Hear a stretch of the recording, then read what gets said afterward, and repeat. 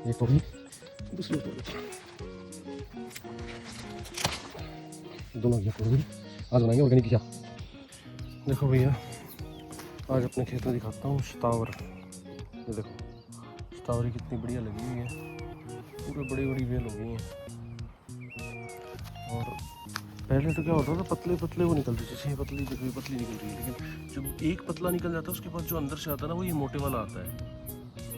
मैंने काफ़ी लोगों की शतावर देखी थी तो उसमें मुझे लग रहा था कि मोटे वाला नहीं होता होगा, मेरी शायद दूसरी ब्रीड होगी। लेकिन अब जैसे जैसे निकल रही है ना ये देखो नीचे से, इसमें भी काफ़ी सारे ये निकले हुए हैं। अगर आप देखोगे ना ये देखो सारा इसमें, और दिखाता हूँ ये देखो इसमें भी शुरू में तो एक बार पूरी जल गई थी हमारी, तो मेरा तो हौसला ही टूट गया था। मैंने कहा यार गलत पंगा ले लिया लगता है। लेकिन अभी जब ये चल गई है तो अब थोड़ा सा हौसला हुआ है। ये देखो प्रॉपर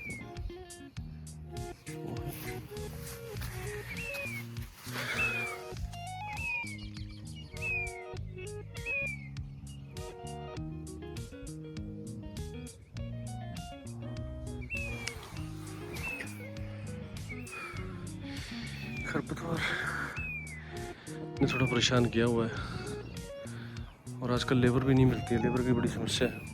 लेकिन जितना उखाड़ पा रहे हैं उखाड़ रहे हैं, बाकी जो आगे देखोगे वो तो खरपतवार खड़ी है।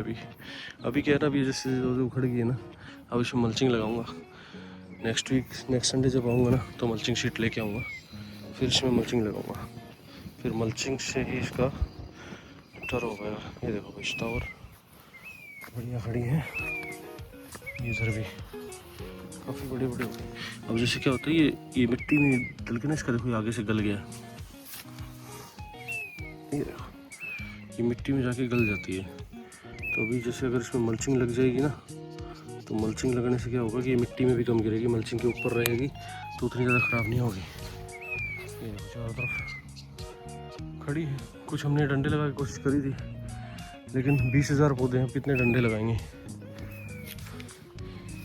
बस उम्मीद ये है कि खरपतवार खत्म हो जाए तो चल जाएगा काम।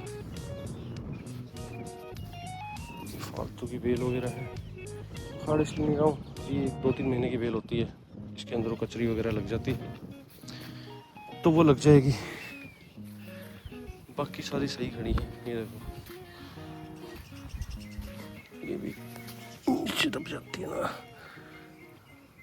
इससे ज़्यादा स्टैंड रह नहीं पाती है ये। अब क्या अभी निकाल दी, लेकिन बारिश आएगी फिर से हो जाएगी। अभी कल बारिश हुई है यहाँ पे तो काफ़ी नमी है खेत में, नहीं तो एक बार तो बिल्कुल सूखा हो गया था।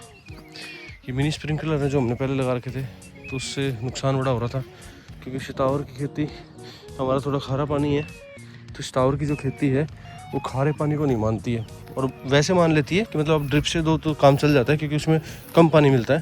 लेकिन जब ऊपर से गिरता है ना तो ऊपर वाला सीधा डलता है वो अपना पत्तों पे, और ये खारे पानी से पत्ते जल जाते हैं। मेरी पहले सारी शतावर जल गई थी। अभी देखो, और देखो नीम, ये नीम है हमारा, नीम की निमोलियों से ये नीम लग रहे हैं काफ़ी सारे, ये देखो ये पैदा होने लग रहे हैं। और नीम भी खेती के लिए बहुत अच्छा होता है, तो हम नीम को नहीं उखाड़ेंगे। ये कोई कीड़ा भी लग गया है शतावर पे ना, कीड़ा देखना पड़ेगा कौन सा है। ये कोई कीड़ा लगा हुआ है, इसका इलाज ढूंढते हैं।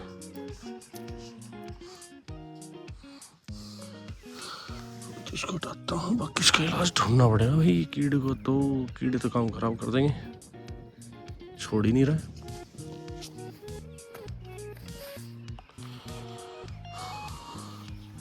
कोई बात नहीं, इस पे नीम ऑयल और नीम का पेस्टिसाइड बना के उसका छिड़काव करते हैं। ये देखो ये भी नए नए शतावर निकल रही है।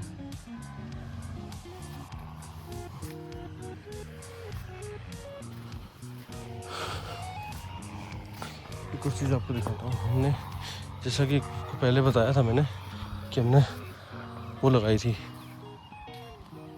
घिया लगाई थी ऑर्गेनिक टावर के बीच में ही ना, घिया दिखाता हूँ कैसी हो रही है।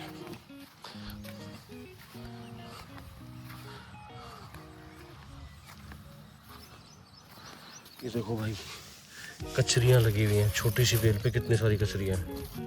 जब ये पक जाएंगी ना तो इनकी चटनी बहुत अच्छी बनती है और वैसे भी खा सकते हैं, खट्टी मीठी बहुत अच्छी लगती है। ये हमारी घिया की बेल, तो छोटी छोटी घिया लगने लगी। ये देखो लग रही है, ये लग रही है और नीचे भी लगी हुई होगी इसमें।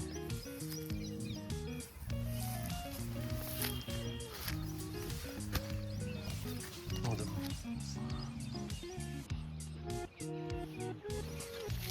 देखो छोटी छोटी काफ़ी सारी घिया लगी हुई। ये लगी हुई जितने भी फ्लावर हैं इनके नीचे घिया है छोटी छोटी।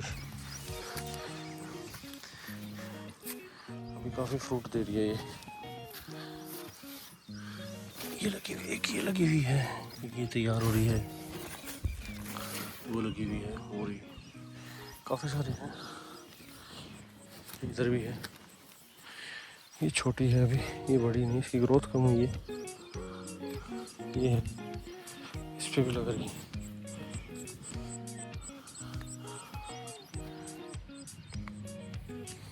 अब इसमें से 2 घिया तोड़ी भी है मैंने, दिखाता हूँ आपको।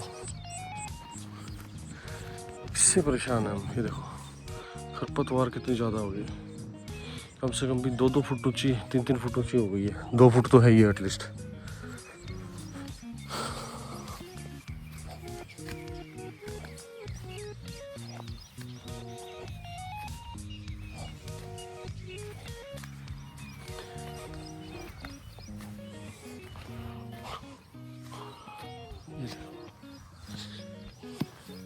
ये दोनों घिया मैंने आज तोड़ी है, आज इनकी बनाएंगे सब्जी। ये खेत में सामान रखा हुआ है, ये इसमें जैसे जो पक्षी होते हैं उनके लिए पानी रखते हैं। और इसके अंदर रखा हुआ है मैंने पुराना गुड़, खोल के ये देखो पुराना गुड़। इस गुड़ को मैं यूज़ करता हूँ जीवामृत बनाने के लिए, लेकिन समहाउ अभी मुझे वो नहीं मिल पा रहा है, क्या बोलते हैं, गोमूत्र नहीं मिल पा रहा है, तो उस वजह से जीवामृत नहीं बना पा रहा हूँ।